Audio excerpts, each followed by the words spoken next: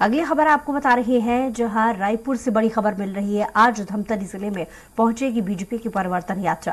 कुरूद, सिहावा और धमतरी के गांधी चौक में आम सभा होगी। स्वागत सभा को भी संबोधित करेंगे बीजेपी नेता। बीजेपी के दिग्गज नेता यात्रा में शामिल होंगे। तो बड़ी खबर इस वक्त आपको बता रहे हैं, बीजेपी के दिग्गज नेता यात्रा में शामिल होने वाले हैं। दरअसल परिवर्तन यात्रा सिहावा और धमतरी के गांधी चौक में होगी, जिसमें आम सभा को संबोधित भी किया जाएगा। बड़े दिग्गज नेता मंच पर होंगे।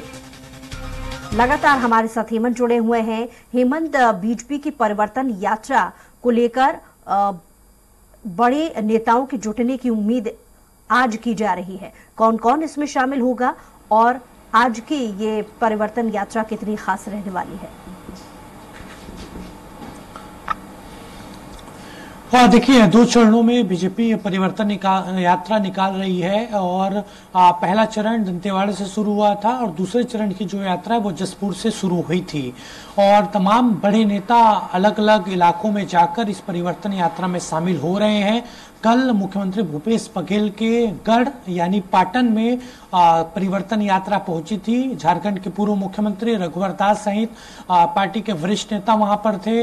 उन्होंने कांग्रेस सरकार को कोसा। मुख्यमंत्री भूपेश बघेल पर सीधे तौर पर निशाना साधा गया और वहां से अब आगे बढ़कर धमतरी जिले में परिवर्तन यात्रा बीजेपी की प्रवेश करेगी।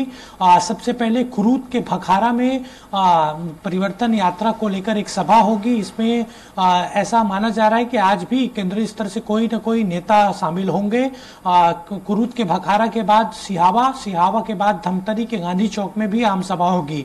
तो ये लगातार अलग अलग विधानसभाओं को कवर करते बीजेपी जा रही है। कोशिश बीजेपी की यही है कि इन परिवर्तन यात्रा के जरिए, इन आम सभाओं के जरिए बीजेपी के पक्ष में माहौल बनाया जाए, ताकि जिस तरीके से तैयारी बीजेपी की है कि वो चुनाव जीते, बूथ पर जाकर कार्यकर्ताओं को वहां पर लड़ने का है। तो ये तमाम प्रक्रियाएं अपनाई जा रही है। परिवर्तन यात्रा का समापन 28 सितंबर को बिलासपुर में होगा। दोनों चरण की यात्रा वहां पर 28 सितंबर को पहुंचेगी।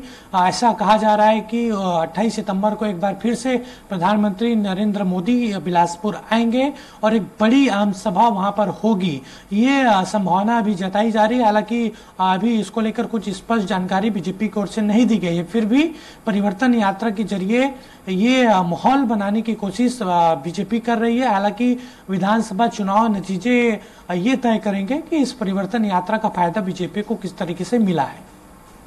चलिए, बहुत शुक्रिया तमाम जानकारी के लिए हेमंत।